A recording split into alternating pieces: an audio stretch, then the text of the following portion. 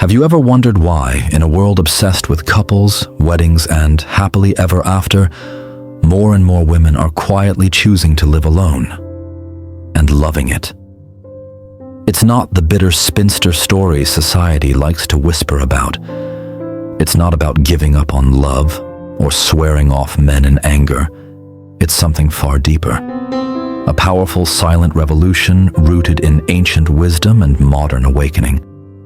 Behind closed doors, in cozy apartments and sunlit studios, women are waking up to a radical truth. They are not half of a whole. They are whole. And in this wholeness, they're finding a freedom and peace that no fairy tale romance could ever promise. What does this mean for love, for relationships, for how we define a good life? And why did Carl Jung, the legendary explorer of the human psyche, see this quiet choice as part of our collective evolution? Stay with me. This might just change how you see solitude forever. From tribal survival to personal sovereignty. Long before modern comforts, before dating apps, Wi-Fi, or even the institution of marriage as we know it, human survival depended on close-knit communities. For early humans, relationships weren't about romantic love. They were practical alliances for safety, reproduction, and continuity of the bloodline. Love and romance were luxuries, often secondary to the sheer necessity of survival. Fast forward to the present, and the survival imperative has shifted dramatically. Today, women earn, lead, build, heal, teach, and raise the collective vibration of society, often single-handedly. No longer bound by the need for constant protection or provision from a partner, women have the unprecedented freedom to direct their attention inward, asking a powerful question: who am I, apart from any relationship? This inquiry lies at the heart of Jung's concept of individuation, the process by which a person becomes truly whole, not by merging with another, but by integrating all parts of the self. Individuation, becoming whole without losing oneself. Carl Jung described individuation as the central process of human development, the path toward becoming one's fullest, truest self. Unlike many cultural scripts which imply that a woman finds her completion through a partner, individuation teaches that true wholeness is an inner journey. For many modern women, individuation calls them to reevaluate old beliefs about relationships. It's not about rejecting men out of bitterness or disappointment. It's about answering a deeper spiritual calling to fully embody their own essence. Jung explained that within every woman lies both the anima, the inner feminine, and the animus, the inner masculine. Traditionally, women were taught to project the animus outward, seeking protection, guidance, or authority from men. But as consciousness expands, many women encounter this powerful inner energy within themselves. They discover that strength, wisdom, and protection are not qualities they lack. They are qualities they already possess. This realization changes everything. Solitude transforms from loneliness to sovereignty, a conscious choice to stand in one's own power without outsourcing validation or safety to another. Meeting the shadow and healing the mother complex. Jung also emphasized the importance of confronting the shadow, the hidden, often suppressed aspects of ourselves. For centuries, women were conditioned to repress parts of their psyche: ambition, anger, sensuality, or deep intuitive wisdom. Instead, they were taught to be nurturing caretakers, often at the expense of their own needs. Many women internalized the mother complex, the inherited blueprint that dictates how we nurture ourselves and how we expect to be nurtured by others. Traditionally, this blueprint encouraged women to care for everyone else first, and themselves last, if at all. Choosing to live alone often becomes an act of healing this generational wound. It's not an act of harsh independence, but an act of radical self-love. A woman learns to mother herself, tending her own inner garden, offering herself the compassion and care she may never have received from society or family.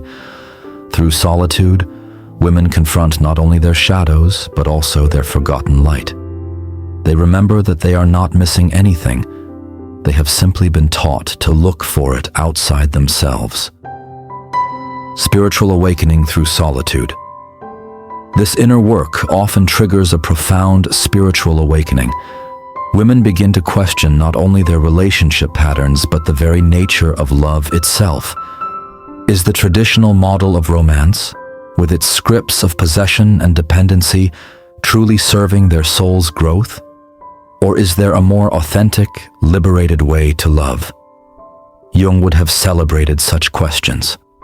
To him, the goal was never to mold oneself to fit society's expectations, but to follow the thread of the true self, wherever it may lead, even if it leads into the wild unknown. Solitude, then, becomes a sacred teacher, not a punishment.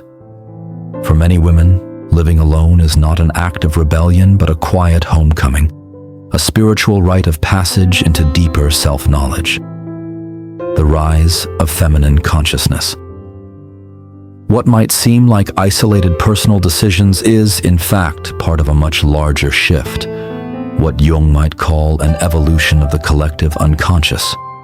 Humanity evolves not only biologically, but also psychologically and spiritually. We inherit not just genes, but patterns, myths, and archetypes that shape our behavior across generations. For centuries, society has exalted masculine principles: action, conquest, achievement. Feminine principles, intuition, receptivity, being, were often suppressed or devalued. As more women honor the feminine within themselves, the old myths lose their hold. The myth that success is a house with a white picket fence. The myth that you must be chosen by someone else to have worth. The myth that solitude is shameful. In their place rises a quieter yet infinitely more powerful truth. I am whole. I am sacred. I am enough as I am. Toward conscious relationships. This is not an abandonment of love, but an evolution of it. When a woman who has individuated chooses to be in a relationship, she does not do so from fear, loneliness, or societal pressure. She comes as a whole being, seeking not completion, but genuine connection. This is what many call a conscious relationship. Two sovereign souls standing side by side, fully alive, fully themselves, choosing each other again and again without losing themselves in the process. Paradoxically, walking alone often prepares women and men to love in this deeper, freer way. To be capable of true partnership, we must first be capable of being whole alone. Solitude as sacred space and creative power. In many ancient spiritual traditions, voluntary solitude was considered sacred. Mystics, healers, shamans, and priestesses retreated from the noise of society to commune with the divine, to listen to the quiet voice within. Today, when women choose to live alone, they create a modern version of this temple, not built of stone, but of space, stillness, and conscious presence. Within this sanctuary, they reconnect to nature's rhythms, to the cosmos, to their soul's deep wisdom. And something remarkable happens. The energy once spent sustaining external roles becomes creative power. New art, new philosophies, new ways of teaching and healing quietly blossom from this inner sanctuary. Many of history's greatest artistic and spiritual contributions were born not in crowded parlors, but in the silence of solitary rooms. A revolution, written in the heart. Women living alone are not symbols of loneliness. They are architects of a deeper future. They model to younger generations that worth is intrinsic, not earned by fitting someone else's mold. They show that relationships can be sacred choices, not life rafts. As more people embrace this path, society itself quietly transforms. Old structures crack. New models of love, family, and community emerge, lighter, freer, and rooted in authentic wholeness. This is not just a private decision. It is a spiritual revolution unfolding in countless homes and hearts.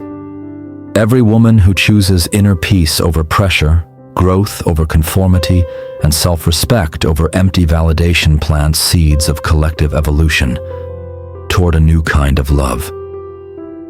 In the end, perhaps women choosing to live without men are not rejecting love at all. Perhaps they are preparing humanity for a new kind of love, not based on fear, need, or obligation, but on the pure joy of two whole beings sharing their luminous fullness. Such relationships are not built on dependency, but on mutual freedom. Communities arising from this consciousness will be more resilient, compassionate, and truthful. They will not patch over wounds, but heal them at the root. This quiet revolution begins in the simplest yet most profound place, the human heart. If this reflection resonates with you, consider it an invitation, not necessarily to solitude, but to deeper self-love, conscious relationships, and a life guided not by fear, but by the call of your true self. In the words of Jung, there is no coming to consciousness without pain. Yet on the other side lies the deepest freedom, to know that you are whole, worthy, and sacred, with or without another by your side.